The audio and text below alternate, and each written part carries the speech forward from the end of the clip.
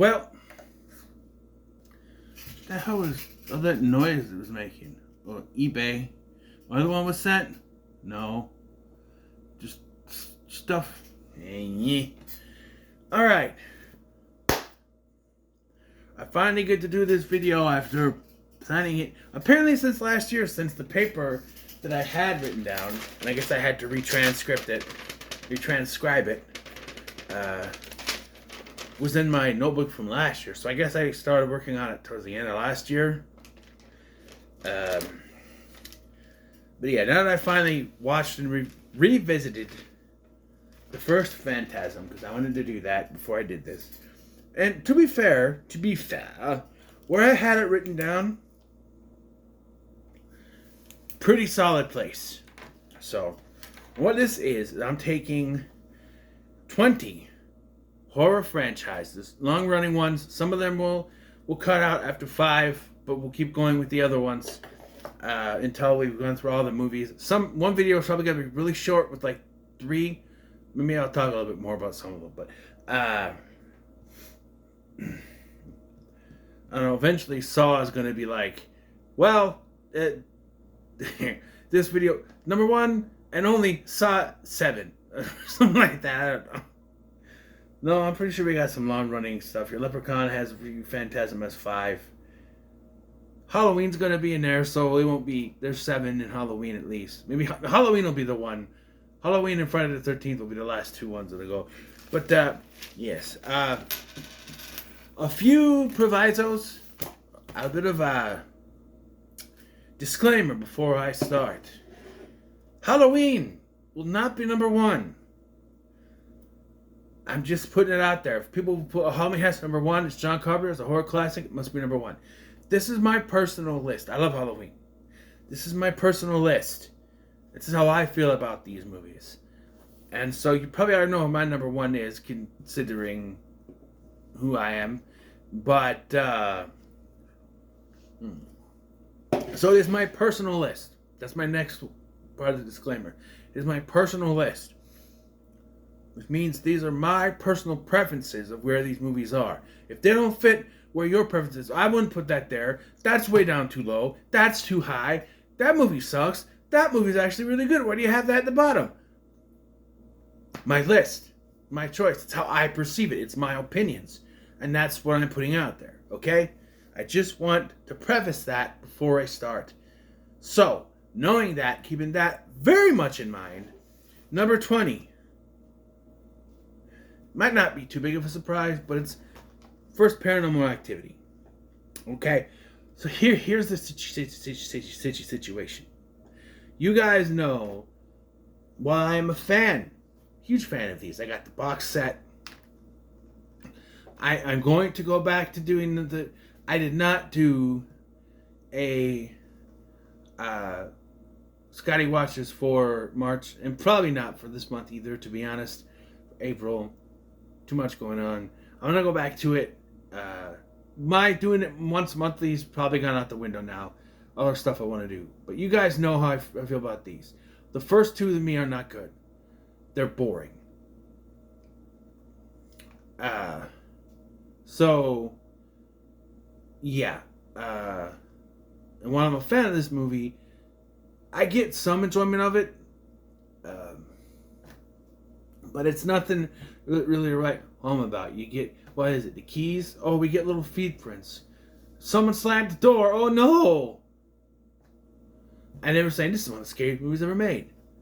I'm falling asleep watching this shit. And the second one, it's, overhyped. That's the whole thing about this franchise, is overhyped.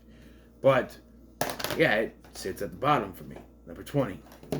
Number 19 might be another controversial one, but again, it is my list. It is the original Night of the Living Dead. Yes, Night of the Living Dead. So some of these franchises will include remakes, but not this one. Unless we get that far to where I need to add the remake to it, but it won't be till after I get through the main series of films. Maybe. Because Land of the Dead is technically the 4th one, but the remake came in between that. I am going in order. I don't know. We'll see. But you guys also know I'm not that big a fan of this one. And maybe it's the black and white. The sound's a little bit off. This is the Mill Creek Entertainment Blu-ray that really didn't do much to remaster this.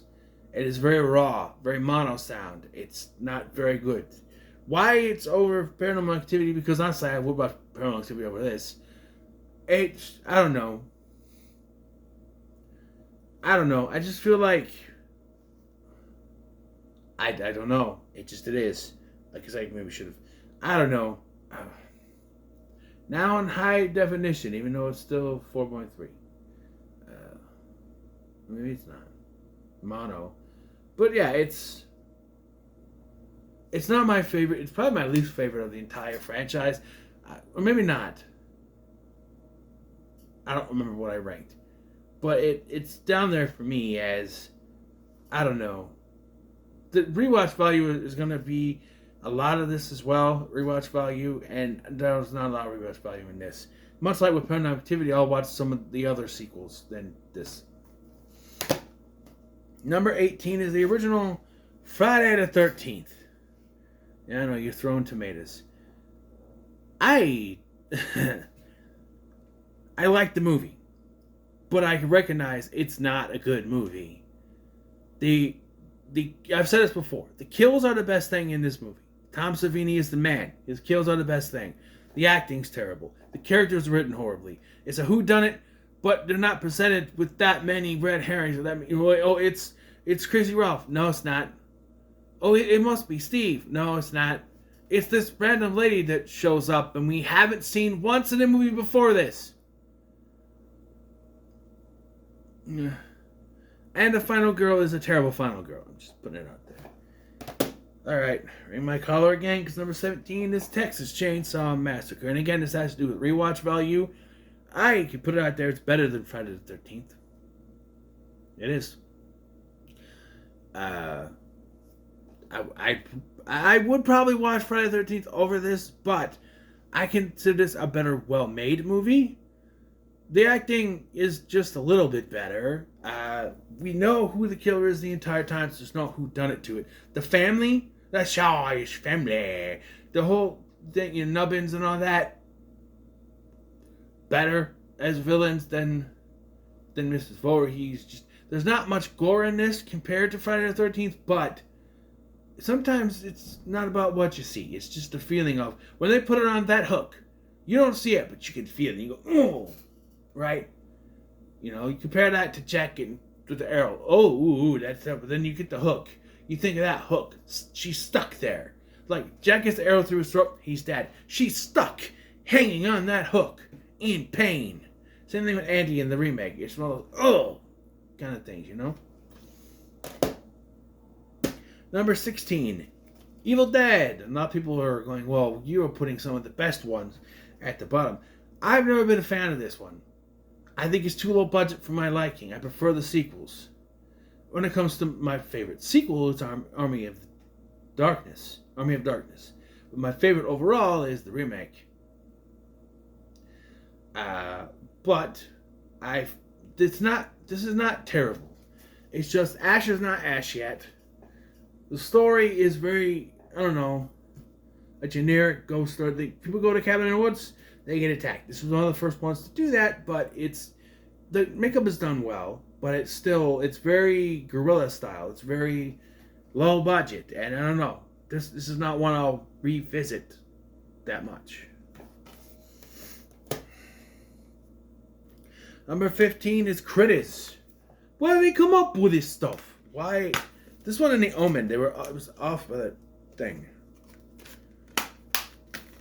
I can go for a good, creature feature anytime. And I will watch this over any of those I just did. And it's great. It was good. I just say it's good. The sequel is better. The second one is better. But it's fine. It's great. Stephen Herrick directed it. I think he did Bill and Ted's Excellent Adventure. Stephen Herrick, I think. Great movie.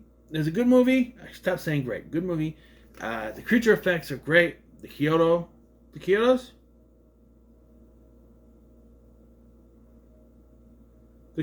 No. Yeah. It doesn't say. I'm pretty sure. Yeah, the Kyoto brothers did the effects, right? Same one for Killer Clowns Outer Space. But, yeah. Number 14.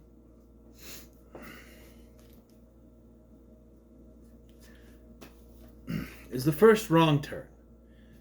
And I actually like The First Wrong Turn. The first two are the ones I gravitate towards. But the first one it's not the best, but I like it. You know, it's got a great cast. It's solid for effects and gore and everything. It's the road trip type thing, on the road, running from these things. It's good.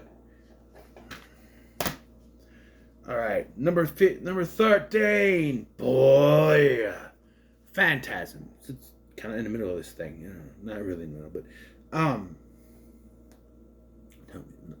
yeah. I just revisited this. This is a decent film. Again, Coscarelli didn't have that much of a budget, and the first original cut was 3 hours long, and you could tell they cut a lot out because it's very ambiguous, some of the stuff. The ending is confusing as all hell, and much like with Evil Dead, our hero, Reggie, is not Reggie yet, but he'll get there. But Angus Scrimm is great. Some of the effects are pretty good. All around decent film. Number 12. It's Leprechaun, me dear. Wife makes a fine pot of tea, Danny, me boy. The first Leprechaun movie. Another decent horror film. I wouldn't say it's great, but I think it works well with what it wants to do. There's a little leprechaun running around killing people. I will say I've always thought that for a leprechaun killing people, a lot of people survive this, right? You got Jennifer Aniston. You got not Jim Carrey Bacon. The kid, Ozzy, and her dad, I'm assuming, survive. So for a movie about a leprechaun killing people, there's not much of that in this movie. He's chasing them around for most of it. You know. But I think it's decent. Number 11, Insidious, the first one. First Insidious, James Wan. Again, it's a pretty good movie. I think it's well done. I prefer the third one myself. We'll get to that. But I think it does a good job with the scares. Like, the best one is with the Josh's mom, the grandma, and she sees the thing come behind him. Very well done. Yeah, I think one of James Wan's best films. Maybe we'll talk about more of that in October.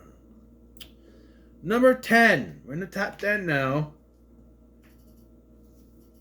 The Omen, the 1976 classic film. And a lot of people could complain that, it's Final Destination kills. Why didn't I put Final Destination in this? There's going to be 6 of them. Why the hell didn't I put Final Destination in this list? I would have preferred that in this over the others. Damn it. Oh, well. I could have put that in here instead of Phantasm and had this list. We get up to like the 4th ones by now. I'm not restarting this. Fuck it. But I feel like this is the one that it's most effective in.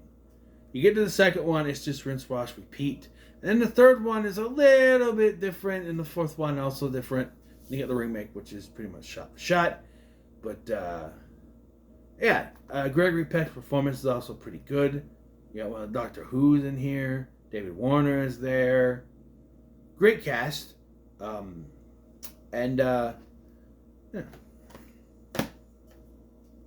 Number 9, Alien.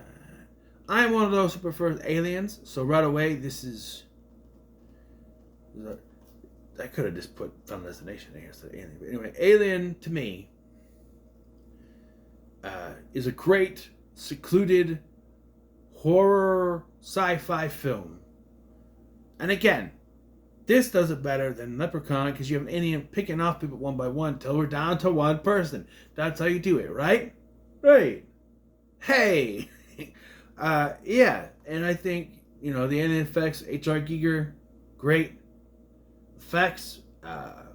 There's that sense of you're in space and this thing is coming after you, and you don't know where it is, and you're walking around this dark spaceship. You don't know what's gonna happen. It's got that sense of dread, and it works. 8. Hellraiser. The original Hellraiser. There's Doug Bradley's performance is great. You want a cookie, little girl? Just yeah, it's really about a woman taking guys home to. So she's sacrificing guys to her ex-boyfriend, who is her husband's brother, so that she can fuck him. Basically, what it is. But then Pinhead is there, and he's not the main character. When you first watch this, it's just slamming the goddamn door. It's very confusing. When you're like, where is Pinhead? And he's very most prominent in the third one, is where he's most prominent. But it's a good movie, And then you get Kirsty, an underrated final girl, if I might add so. I might say so. If I add to that, say so. She is. So. Number 7 is The Exorcist. This is a great film. William Peter Blatty. William Friedkin is the director. William Peter Blatty wrote it. William Friedkin went to some extremes to get the shots, like having a loaded gun on set, or telling the guy to pull, what's her face? Ellen Burstyn harder to get that effect. Whatever way he went around it, it worked. I'm not necessarily saying it was good for him to do that. It was right for him to do that, I should say, but it worked. Whatever he was doing. I also like Jason Miller in this as this priest who's lost faith and has to get that faith back in order to face a demon to save a little girl's life. Yeah. Number 6. Would you like to play a game? It's Saw. This is, James Wan again. We're back. He did this movie, and it was based on a short film. All the best ones are, right? This, Lights Out. I should do a top 10 horror films based on short films and see what we get. But, I don't know if I've even seen 10 of them. This, Lights Out, Talk to Me, right? Those are the 3 off the top of my head. But this is a classic. And it sucks to say this is 21 years old this year. But it is a classic. I grew up as a teenager watching this. So, yeah. It is. Number 5. A Nightmare on Elm Street. You know me. Freddy's one of my guys. Freddy, Chucky, Michael. Those are my guys. Freddy is one of my guys. And the first one is a classic. I saw Freddy vs. Jason before I saw this one. But I need to put this in after I watched Freddy vs. Jason, because this is a classic by every sense of the meaning. Every way you can imagine it. It is. From Robert Englund's performance, it's not even on here, to just the whole feeling of he's so freaky. In fact, the fact that he could kill you in your dreams. The only thing that's always soured me on this, and we'll get to it more when I eventually revisit this series, is the ending. I've never cared for the ending, and it seems like even Wes Craven's original ending, from what I've seen from the Blu-ray, is not even that far off to where, I don't know, the concept of the ending, we'll get to it, but it's never sat well with me. We're top 4. 4, Return of the Living Dead. Do you want a party? A movie that set out to be a pseudo-sequel to Night of the Living Dead, but surpassed it in every single way, shape, and form. If I was to include this would be, I don't know. It was co-written. It was written by the guy who helped write, who co-wrote, was co-written Night of the Living Dead, and I think he did a banger job with this. Just the whole thing. We have Rabbit Weasels here. Trash is naked again. She's dancing again. Trash is gonna dance. It's just, and I got this great Scream Factory restoration. I watched it. It looks freaking great. Fantastic film. Number 3. Here comes more tomatoes at my face. Halloween. Look, I can admit that Halloween is a classic horror film. 1978. John Carpenter. In every shape and form of this. There's just 2 more movies that I like better. But this is a classic. I'll put this on. I put it on every Halloween. Have it in the background. The music. Some of the acting is not bad. I will stand at the top of the mountain and shout that Jamie Lee Curtis is not that very good in this movie or the next one. She only starts to really be good in H2O, when she wanted to actually do something in the movie. She did that so she could come back and kill off Michael, and Mustafa Akkad said, no, you don't do that. We gotta come up with some stupid reason in the next one. But that's where that continuity shit ended. But no. I'm surprised that Malik Akkad didn't come up with some stupid reason for the... Oh, actually, that was actually Corey they put in the thing. And Michael's still alive. That's the end of that continuity. Which, to be honest, that wasn't really a thing. It was, but I don't know.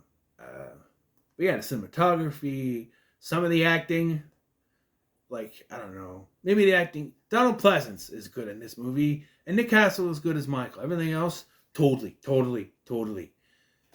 I'm barking again and getting on my nerves again. I'll also give it to the sheriff. Hey, it's Halloween. Everyone's entitled to one good scare. I like him. But, and Jamie Lee Curtis is fine, but I don't know. There's not a lot of high praise for the acting in this movie. It's never been what it's about. It's the atmosphere, the fear, the direction. Michael, just the way he moves, you know? Number 2. Scream. Yeah, that's right, Scream. I actually had this at number 3 when I went through my list, and I went, no, I like Scream more than Halloween. Sorry to say, but this has meaning to me, you know? Back in 1997 or whatever it was, watched this on Stars, and I've been a fan of this movie ever since. And then when I grew up, I saw the sequels, you know? So, yeah, this has meaning to me. Scream has meaning to me. I'm very connected to this franchise. Can't wait for Scream 7, which, by the way, I'll have to wait till that comes out. When we get to the 7th movies, I just see what franchise I'm doing, if there are any other movies coming out. I should say. Are they going to do another Omen movie? They shouldn't have left out like they were going to, but there's been no word if they're going to do another one. David Gordon Green's supposed to give us another Exorcist movie. Or not David Gordon Green. Mike Flanagan? Am I right? Mike Flanagan? Someone. Yeah. Number 1. You got this far. You know number 1. You knew what number 1 was when I started. It's Child's Play. That's right. Chucky's my favorite. My number 1. My numero uno. Chucky. I didn't even talk much about Scream. What else can I say about Chucky that I haven't already said? It's my favorite. I grew up with it. I watched it on VHS as a kid. This was the one horror movie I was allowed to watch. Strangely enough. I guess I could watch other ones, but my mom didn't really care too much. And I'm showing my son horror movies at his age, but you know, since he was 10, I guess I'll say. But yeah. So there's my ranking. Now we'll wait. We'll do maybe next week. We'll do the sequels. We'll see. Because I'm going to do Phantasm 2 maybe sometime later today. This is coming out on Tuesday. I'm still recording this Monday. So if Phantasm 2 is out, then expect part 2 sometime later this week, maybe. I don't know. But anyway, what are your thoughts on my ranking? What's your ranking? I'm sure yours would be vastly different. Let me know in the comments below. Make sure you like, share, and subscribe. Thanks for watching. I'm Sky, and I'll see you in the next one.